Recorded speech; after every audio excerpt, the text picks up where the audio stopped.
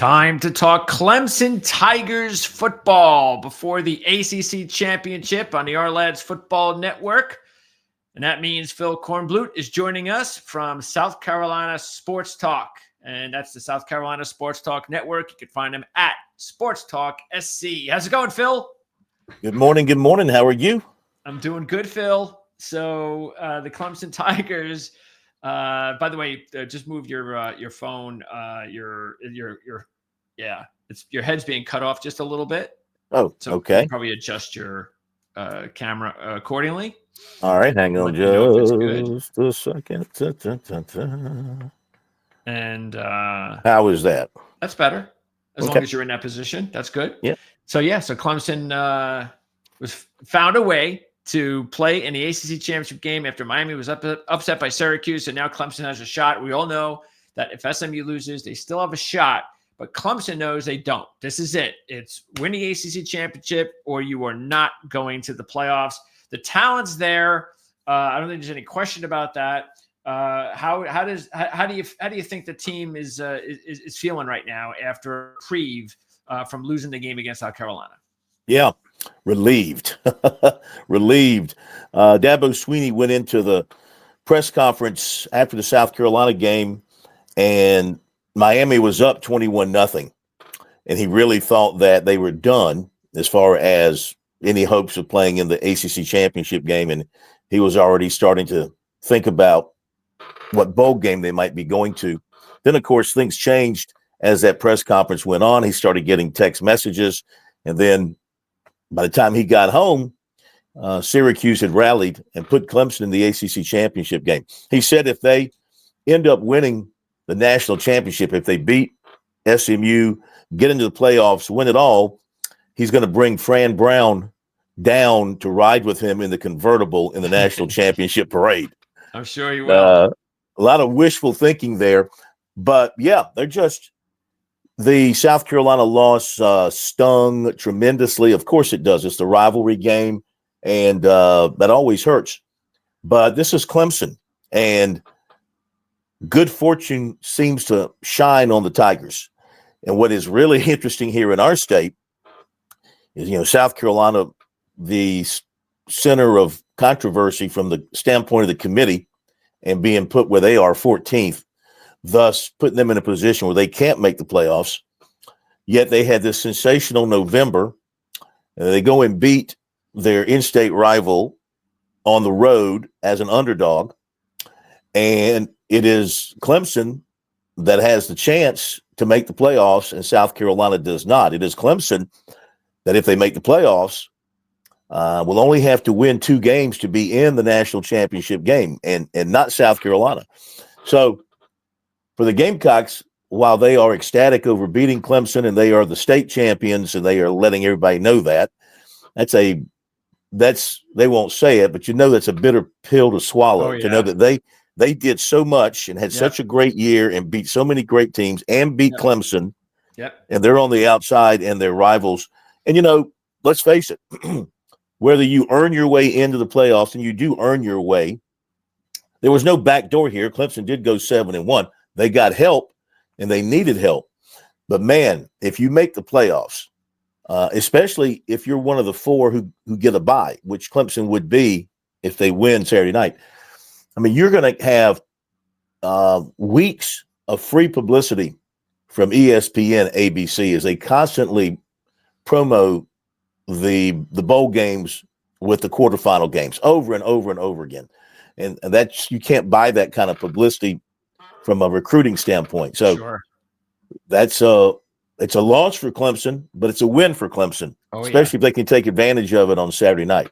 By the way, so I didn't look into it regarding home field because, again, I know that based on the rankings, Boise, since they're ahead of the Big 12 teams, they are going to get a bye if everything works out. So where Clemson is in the rankings, so if they win, they're high enough where they will be able to get that home field. That's already been set. Right. It's forget about whether it's I had to do the same thing. I had to read over and over and over again and have an argument with somebody who was as wrong as I was until I went back and read the rules. there is no, when it comes to the rankings, the 5 teams of the champions, there is no power and there is no group. It's just the 5 highest ranked. Well, all the champions will be ranked. The 4 highest ranked champions, regardless of whether you are Power 4, Group of 5, doesn't matter. It's just the 4 highest ranked champs. So right now, as things stand, Clemson is ranked higher than the Big 12 champion. Arizona State could be, yeah. So if they win, obviously, and of course with the committee, as long as the committee doesn't flip flop things around, they would get that last spot. Okay. Of course, you also have to consider the possibility that UNLV would beat Boise State, and they're ranked even lower. So anything could happen. The ins and outs of this whole process, as you well know, has been scrutinized, and there's a lot of confusion. It's sort of like NASCAR. I mean, if you follow NASCAR, it's hard to keep up with their rules. It's hard to keep up with their playoffs, and so they're making it more and more difficult as they expand this thing. Yeah, well, hopefully college football won't have a champion the way NASCAR crowned their champion this year. That would not work out very well. Unless you're a Joey Logano fan. So, let's talk about South Carolina then just for a sec, because I have been their biggest fan from outside South Carolina. I just love what they've done, and I think that they deserve to be in the playoff. I think if you switch the names on the uniforms, I think they'd get in.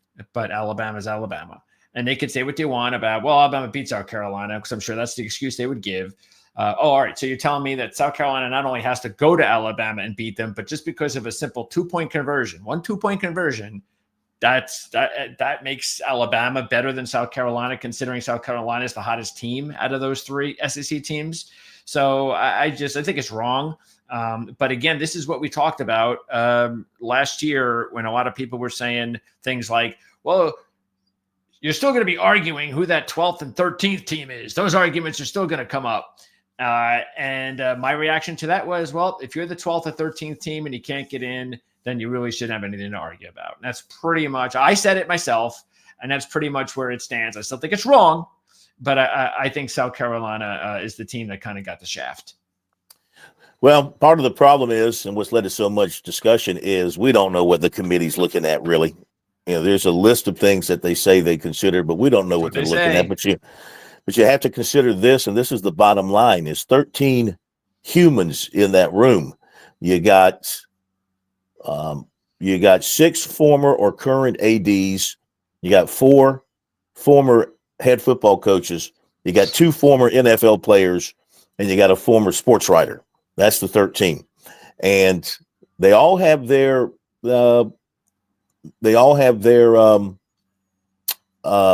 way of thinking about things, their philosophies. They're influenced by where they live. They're influenced by who they follow closely. They all have their prejudices when it comes to, maybe a league. Maybe they think, hey, the ACC really stinks, so we're not going to, or maybe the SEC is overrated, or maybe the Big Ten should really get all this, whatever. Sure. So, I mean, as long as the human element comes into play in picking the at-large teams, that's it. We don't have this sort of belly aching with the NFL playoffs or the legacy pros, because they have a system to decide. I mean, did anybody care? I'm a Packers fan. Did anybody care that the Packers made the playoffs last year with, I think they had 8 losses going into the playoffs. I think they were a 9-8 team, just squeezed in. Of course, they won their first playoff game and almost beat San Francisco. But, I mean, that's the NFL. It's about making the playoffs. And that was the point that Dabo Swinney was driving home on Tuesday. As we've expanded the playoffs and we'll expand again, he said, it's all going to be boiled down to just making the playoffs. You get in with 2 losses or 3 losses, probably going to crown a champion one day that has 4 losses because of the way the process is. So that's one day. That's the shifting. Okay.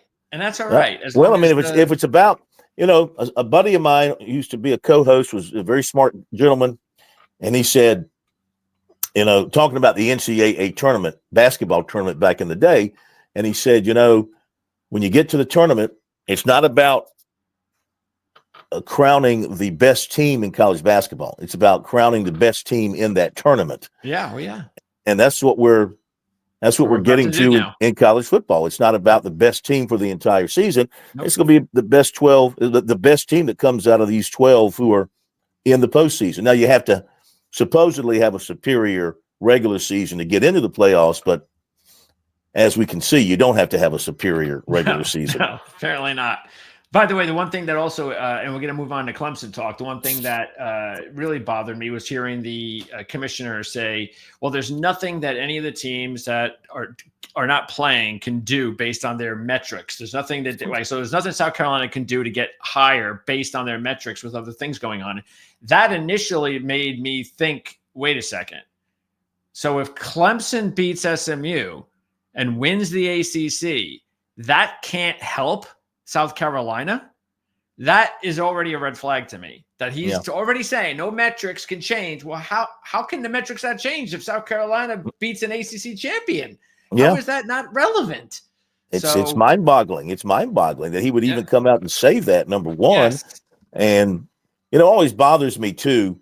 I mean, you listen to these committee chairmen, whether it's basketball, football, after the rankings come out, they do these interviews, and the beauty contest that these teams are put through inside that room, they'll come out and cite that, so-and-so had a really good game the other day, and they scored 37 points. So they're averaging, 470 yards per game, and somebody else is averaging, 423 yards per game.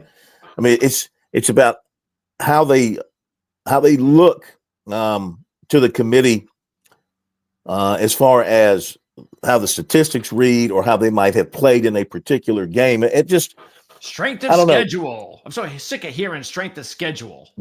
They say strength of schedule, and then all of a sudden, Indiana, what kind of strength of schedule do they have?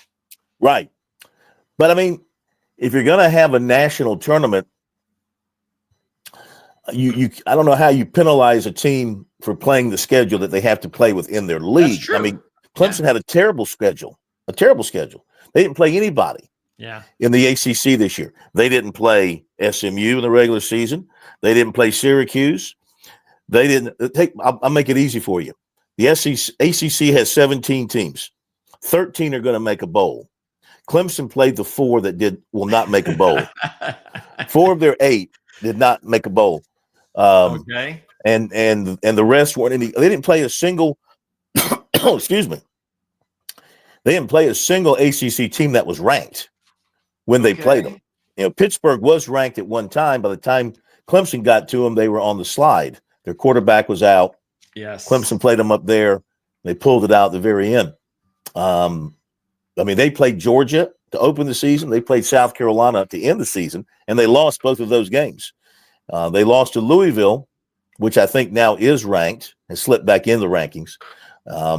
So this is not a great Clemson football team by any means. Sure. And probably, to be honest with you, doesn't deserve to be in the playoffs. If you're talking 12 best teams in the country, I think they're grossly overrated by the way they've played. And I've seen them a lot.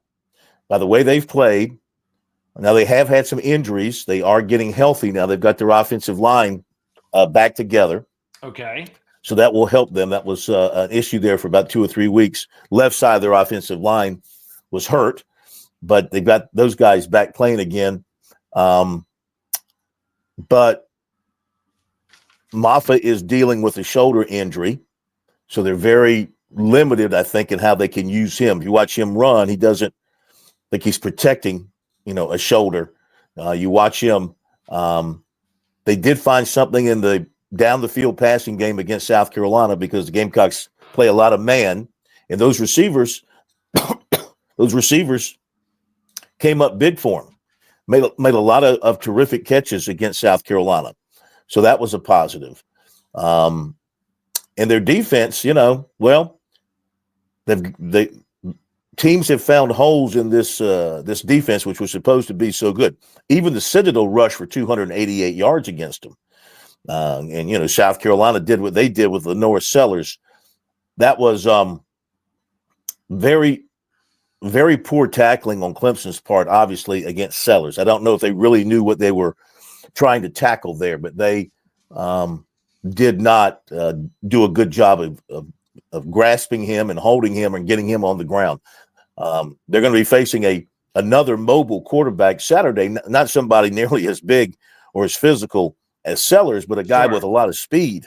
So they're going to face kind of the same situation there, and a very explosive offense. So I don't know.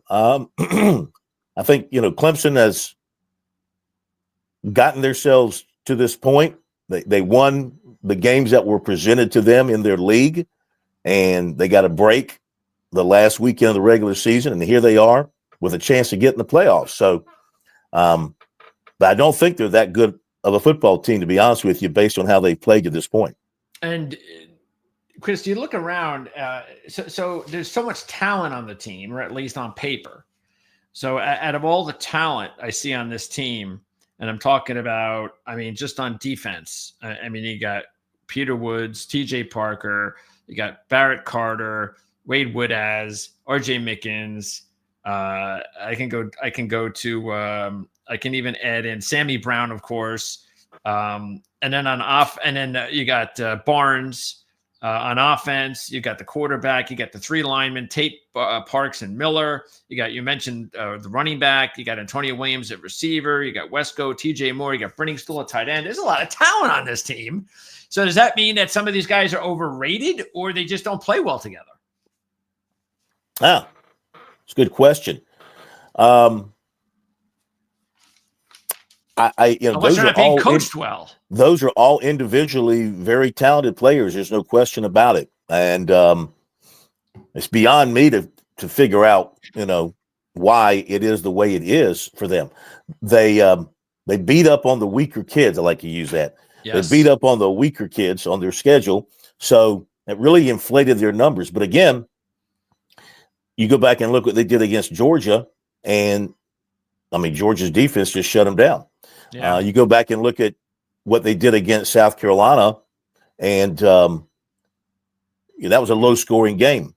You go back and look at what they did against Pittsburgh, and they were sitting on, 17 points, I think, until Klubnik broke off that touchdown run to win the game. So against the better teams on their schedule, those who have a pulse on defense, their offense has not been dynamic. They've not scored a lot of points. And it got to go back to Garrett Riley, maybe his philosophy, his play calling. I think you'll see them against SMU come out. What they've kind of gone to is the short, quick passing game early on. You'll see a lot of that.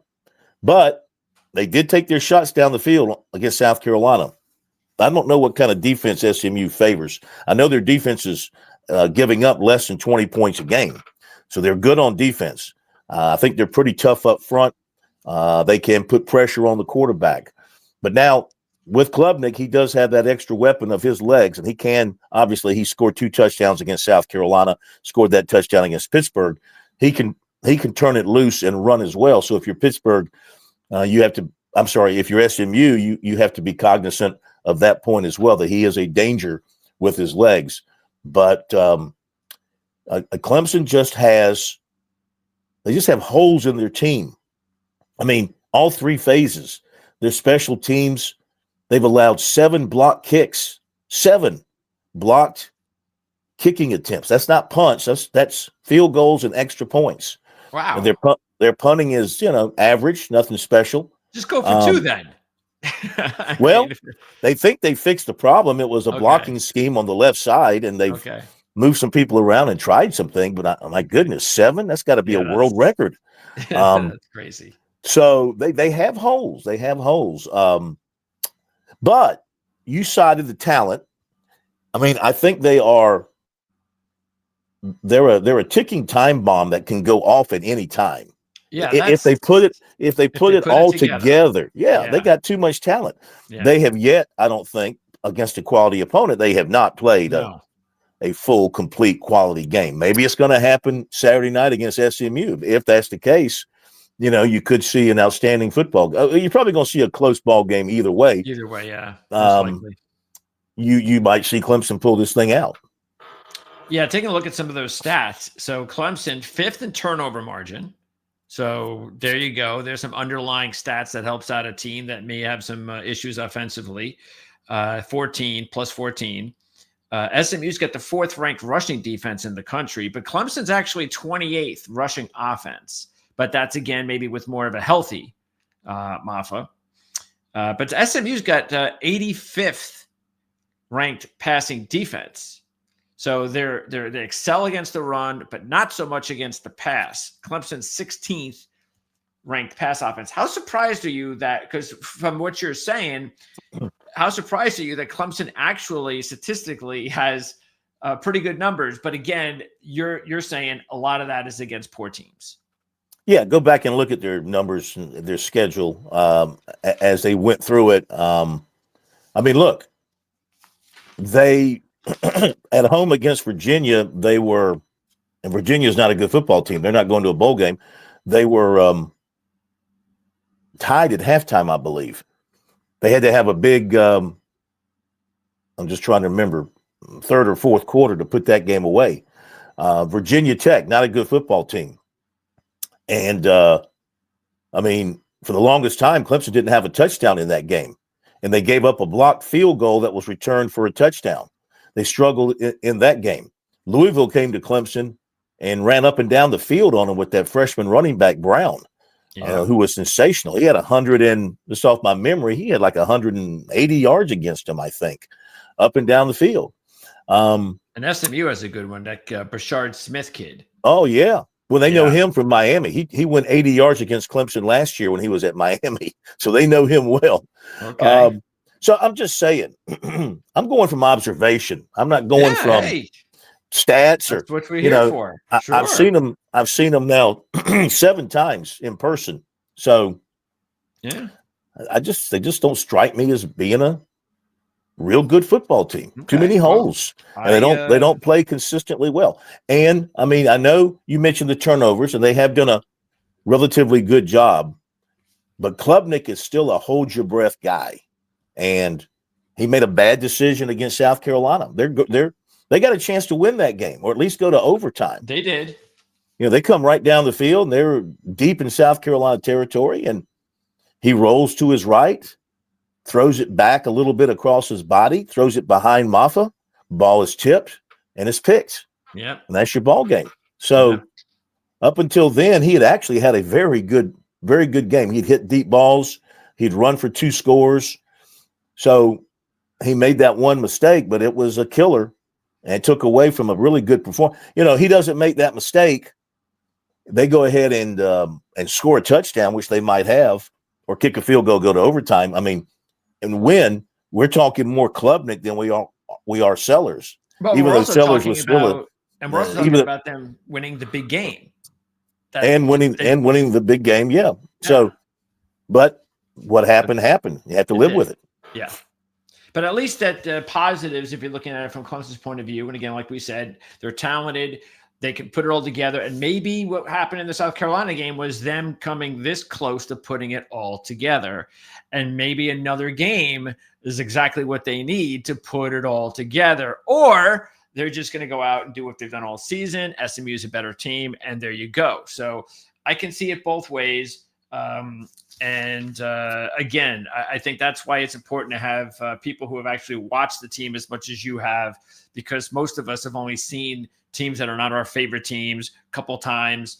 And then, like you said, then we have to follow stats and trends and things of that nature, which I don't really think we have any in this one. The only thing we have to go on is SMU 6-1 versus bowl teams this year, Clemson 3-3 versus bowl teams, but no specific trends because these two teams, correct me if I'm wrong, have they ever played each other before? No, this will be a first time.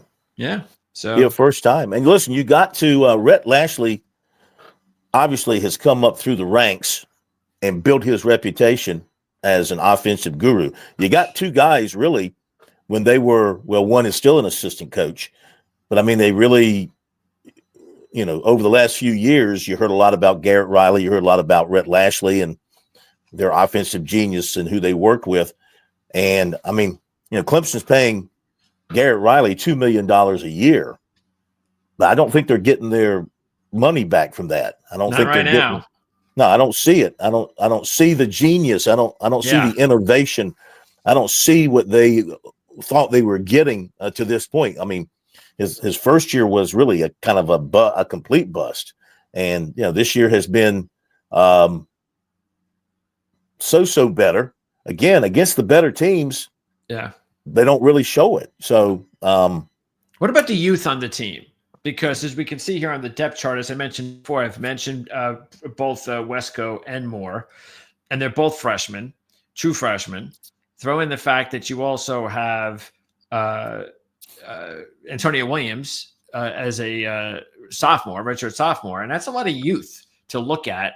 Matter of fact, in the beginning of the season, before the season began, I asked you to give me some breakout players, and two of them were on offense. And they're both sitting there second on the depth chart, Turner and Randall. They have not broken out that like you thought it was possible, but it's still early in their careers, I guess. But you tell me, are you disappointed there that either Randall or Turner have not broken out? And is it that maybe they have a lot of youth at that position? That maybe that's also an issue. Well, Randall's been dealing with injuries. Okay. He's been dealing with a toe fracture. And that has kept him sidelined. He's tried to play with it. I just think these other guys have emerged and been better players. Cole Turner gets some spot duty here and there. One of their receivers just announced he's transferring, Stellato. He's a guy that caught 65 balls in his career and had a lot of potential. Also dealt with a lot of injuries, so he's leaving. But the two freshmen, Wesco and Moore, have really stepped up and become very good freshman receivers. So they weren't going to hold them back too long. And then Antonio Williams, he was just named first team All ACC. He's having a great year. A drop here and there, but for the most part, he's cut down on those. And Troy Brown is back in practice this week. He's been out almost all season. People forget about him. He was a sensation last year, both in the return game and in the receiving game. Okay. We'll see how he looks coming out of practice. He may be available for Saturday night. We'll have to wait and see. Don't forget the tight ends. Brenningstool in particular can be a big time weapon for them. Absolutely. Yeah. So again, they got weapons there. They've got weapons. Their offensive line is back healthy again, and they're going to try and get Maffa through this thing as best they can. Though he's been dealing with a shoulder problem. So they've got their pieces there. It's just a matter of whether or not they can play all well enough together at the same time to make it click. So Tyler Brown, he's the one that's he's been banged up all year? Yeah. He suffered lower leg injury early on and been dealing with it all season long. And they're just now getting him back healthy. He may even have had some surgery on it. I don't want to say it linked link frank, but it was something foot or lower leg. And so is it possible we see him on Saturday? Well, Dabo said this week that was going to be practicing. Okay. And they were going to see coming out of practice how he looked. So if he's healthy and able to go, they'll use him. And so I don't know who do you want to take snaps away from, though? He would, he's a slot receiver, so he would go in. Unless they put four receivers out there, he'd be taking some snaps away from Antonio Williams, and he's your most dependable receiver right now. Yeah. Do they have? It sounds like they don't have a whole lot of depth behind Maffa at running back. Jay Haynes would be the number 2 running back. He played some against South Carolina. He's not the big power guy. He's a speed guy. Okay. So he would be the guy to come in if something happened with Maffa. And and I know he's young. Is he going to be the guy next year? Well, it'll be open for competition. They're bringing in a hotshot freshman by the name of Gideon Davidson. Might want to write that name down. Gideon Davidson. He's out of Lynchburg, Virginia. Just signed yesterday. And he not only does Dabo say he's special. I mean, he looks special. Great story. He's from trying to remember Ghana, one of the African countries. Oh, okay. And he was adopted by a family there in Lynchburg and raised by them, and It's a nice story. Developed into a terrific football player. Yeah. Now they've got three really good linemen. I mentioned Miller, Parks, and Tate. I believe Miller is the one with the highest upside, but I might be wrong. You tell me. Is there one of those guys that has really impressed you the most this year or over their career? The thing you love about Blake Miller at right tackle is you never notice him.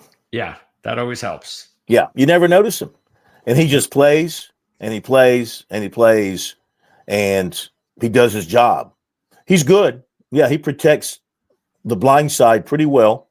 And they had to move him when they had their injuries. They had to move him to left tackle. They had to really have a makeshift offensive line there for a couple of weeks. Okay. Even this is how it's gone for Clemson this year. Even the guy that they put in as a reserve, Trent Howard, who had to come fill in because the starters got hurt. Marcus Tate got hurt. Tristan Lee got hurt. Howard gets hurt in practice. He tears an ACL. So they lose their number one backup offensive lineman. Okay. So, but now they've got their top guys. Lee's back at left tackle. Okay. Harris Sewell and Marcus Tate, they alternate at left guard. The center is fine. He's still good. Parks back at right guard and Miller's at right tackle. So they're back whole across the offensive line, but there's not a lot of depth. But they're back whole with their starters. All right. And then just quickly defensively, then I mentioned a lot of really good players here, talent-wise. Out of all the ones I've mentioned, who do you really like? Like, who do you think? Yeah, statistics are one thing, but this guy's got some pro potential, and including, I know he's only a freshman, but Sammy Brown is obviously off to a great start. Well, what ticked off a lot of Clemson people, the fans, the other day was in the fourth quarter. They took Sammy Brown out, and they went to a nickel package, and they're thinking on the final drive. Well, in the final quarter. The final quarter, okay. Most of the fourth quarter. Okay. And the fans are like, you need a third linebacker in there to stop this quarterback. Yes. So that was questionable. So people were kind of ticked off about that. But yeah, Sammy Brown's a special talent, but he's a freshman. He's still coming on. Of course, up front, you know that Peter Woods is a stud, and Capehart is a good player and can be a stud, and Trey Williams is a good player and can be very hard to block. Parker's having a great year at one defensive end. The other defensive end spot's sort of been a rotating thing with Jaheim Lawson getting in there, Hoffler getting in there, a couple of others that they rotate, in and out there at defensive end spot. But Parker, he had that one massive game against Pittsburgh where he had, 4 sacks. Of course, the Pittsburgh quarterback was about as mobile as the Washington Monument. I mean, he just he wasn't going anywhere. He was the backup, and he wasn't going anywhere, so he was easy to find. Yeah. Of course, Barrett Carter is an All-American at linebacker, and Woodaz he was out for a couple of games. He had just an ugly excuse me. He had just an ugly contusion from his thigh. He said he was making a play, and Barrett Carter's knee hit him right on the thigh. And that thing got really ugly, and it moved like down his leg, and his whole leg was like inflamed. He said he couldn't put any pressure on his leg. He was out for a couple of weeks. He's back healthy now, so he's a good player. Okay. Though he couldn't bring down. There's that last touchdown run that Sellers had the other day. Woodaz had a chance to kind of wrestle him down about the 5-yard line, and he just threw him off. Yeah. And then their secondary has been pretty good. Avion Terrell's probably their best guy back there. Okay. Khalil Barnes has had some interceptions. Mickens, of course, is a veteran. He's been a little nicked up here and there. They've got Shelton Lewis back at their other corner. So, and this Hampton kid. Now, you want to watch some.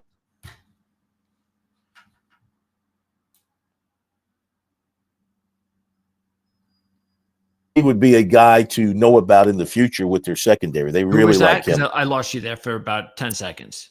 Ashton Hampton. Okay. Freshman corner out of Florida. Ashton Hampton. Okay. Yeah, they're real high on him. Got it. And so at this time of year, these are times that you start to see young players that all of a sudden get more playing time. And well, they had some injuries back there, and he got force fed into the lineup and has responded extremely well. And he's tall. He's 6'3", so he can defend taller receivers. So that works. And then you mentioned Lewis. I noticed here we still have him down in the reserve. So you're telling me he's back, Shelton Lewis. Yeah. He was playing against South Carolina. Let me double check my numbers here to be sure, but I was. And you said this name. And Capehart, is he also healthy again? Yeah. Capehart is healthy. Okay, because Capehart was actually one of the players that you designated as a. Actually, there were two of them that you designated. Actually, was there one? No, there was one on defense. That was Capehart that you said could potentially be a breakout player this year. Did that happen or no? Missed the middle part of the season with some injuries. When he's in there, he's a big load when he's healthy, and he played against South Carolina. He'd actually missed like the last, I don't know exactly how many, but the last couple of games leading into the South Carolina game, he'd been out. Might have been 3 or 4 games. As I think about it, it might have been more than that. He missed a pretty fair amount of the season with injury. Again, I think it was like a lower leg injury, but he was back against South Carolina. And he's a factor because he's so big in there, big and strong, Okay. So he's a plugger. Capehart and Lewis are healthy again. Yeah. Okay. So we'll make sure we update that. All right. So there you go. So bottom line is that you appear to me to, if you're making a prediction, I don't know if you've made that yet on your show. It sounds like to me you're going to be picking SMU. I will be picking SMU. Yeah. I think as they like to say, I think the wrong team's favorite here. Why are they favored now? Clemson? Yeah. 2.5 or 3 last time as of the other day, unless it's changed overnight. Yeah, actually, I had it at SMU 2.5, but I'll have to check. I can't. I can't put it down because it won't let me go into that gambling website with my what do you call it? My thing on, my ad blocker on. So, and if I take the ad blocker off, it'll screw this video up. So, all right. Anyway, it doesn't matter. I can tell you real quick. I'm looking at it right now. Clemson. Oh no, you're right. It has changed. SMU's favored by 2. Clemson opened at 1.5. Okay. As I look at it now, SMU is favored by 2. So the money is going the right way in your mind to SMU. Yeah, absolutely. Okay. Well, how about that?